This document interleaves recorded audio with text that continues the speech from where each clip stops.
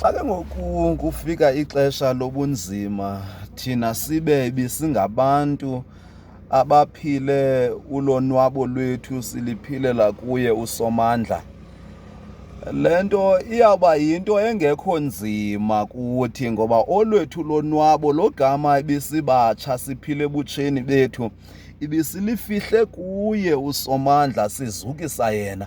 Xa kufikela xesha lobunzima sizawufana nabantu abathatha kuvimba. Sifana nabantu abainvestayo xa sichitha ulonwabo lwethu silichithela kuye uSomandla. Xa silichitha ulonwabo lwethu silichitha sizukisa yena uSomandla, nalapha ekumzukiseni uSomandla le nto siyenze sonwabile, sinomdla wokuba sonwabele ukwenza okuzukisa uSomandla.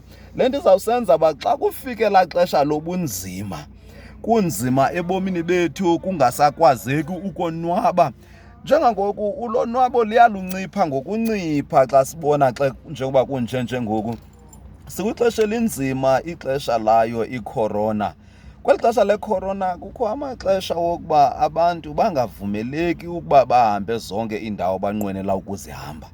Kodwa xa umntu engumntu onolonwabo olukuye uSomandla, ayikho into emvalelayo ukuba angonwabi.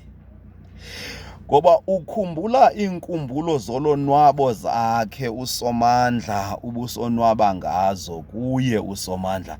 Le nto ikwenze noba sewuwedwa ukwazi ukonwabela ulonwabo owalonwabela uSomandla. Ngoba ulonwabo olu silonwabela yena uThixo ikwalulo nolonwabo elingesenza thina sonwabe kuba samonwabela uSomandla. Ngoke bakithi into endiyimemezayo nendiyikhuthazayo, masiqaphele ulonwabo lwethu, ngokuba xa sisonke sisezayo kuma phambi kwakhe uSomandla, kuthiwa ke lithi izwi lenkosi siya kugwetywa ngokwemisebenzi yethu. Into endifuna namhlanje siqaphele uba ulonwabo lwethu ingaba liyamzukisa na uThixo.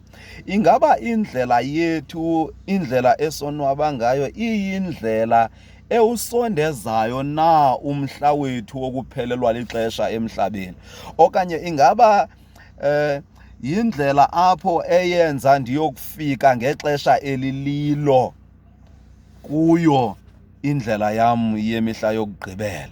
Ngoba kubalulekileyo funeka siwujongile umhla wokugqibela, ngoba indlela owonwaba ngayo nendlela owenza ngayo izinto ingayiyo eyenza uba umhla wakho wokugqibela usondele. Ingayiyo indlela eyenza iimini zakho zobunzima, iimini zobubi bazisondele ebomini. Ndikhe ndibona abantu besonwaba ngandlela zonke bezibiza uba batye ubutsha babo, bonwabe kube mnandi ebomini, kwale kufikelela ixesha lobubi simbone umntu ehlele esibhedlele. Xa ehlele esibhedlele elele ezibhedini kube nzima, kungasekho neetshomi besonwaba kunye nazo. Ziimini zobubi ke ezo, asikathethi ngazo ezo mini, ngoba isekhona imini ezayo, imini ndiyolele imihla yam yokuphila emhlabeni. Oke ngoku funeka uqaphele indlela owonwaba ngayo. Ingaba ayiwusongi na umda wokuphila kwakho, ngakumbi kuyo lena imihla siphila kuyo? Ngoko ke qaphela iindlela zakho uzigocagoce. Ukuba ufuna indlela entsha, ufuna izinto ezintsha, izwi lenkosi lithi xa samkele uKristu uYesu njengenkosi nomsindisi, izinto zethu ziyaguquka zibe ntsha. Ncwadi yabaseKorinte ithi bonani izinto zakhe zisuke zabantsha. Ezi zinto ziyenzeka ke xa sizinikele kuye uYesu, sitshintshelwe izinto ezintsha. Indlela yokutshintshwa izinto, jonga incwadi kaHezekile 36 verse 26 uba yenzeka kanjani loo nto. Uthi uThixo xa abantu bam bebuyele kum, into endiya kuyenza mna ndiyokubanikeza intliziyo entsha. Xa ke ngoku unikezwe intliziyo entsha, le ntliziyo intsha uThixo akunikeza yona akakuniki nje intliziyo entsha kuphela, ukunikeza intliziyo entsha ayihambise kunye nomoya omtsha. Xa ke ngoku le ntliziyo yakho intsha ikwazi ukumamkela uYesu njengenkosi nomsindisi wobomi bakho, into eyenzekayo lo moya wakho mtsha uwufumanayo nguye okwenza uquqele kuye usomandla.